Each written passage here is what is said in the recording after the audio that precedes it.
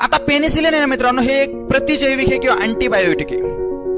काय आहे? प्रतिजैविक किंवा एक अँटीबायोटिक आहे.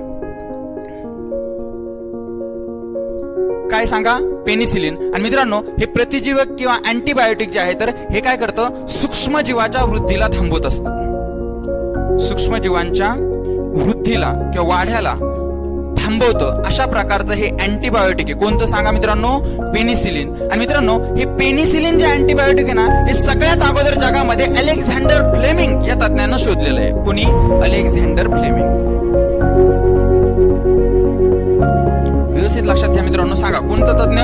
Alexander Fleming. पेनिसिलिन काय आहे? एक प्रतिजैविक किंवा अँटीबायोटिक आहे. हे काय करतं? सूक्ष्मजीवाच्या वाढीला किंवा सूक्ष्मजीवाच्या वृद्धीला थांबवतं. हे सगळ्यात अगोदर कोणी शोधलेलं आहे? Alexander Fleming.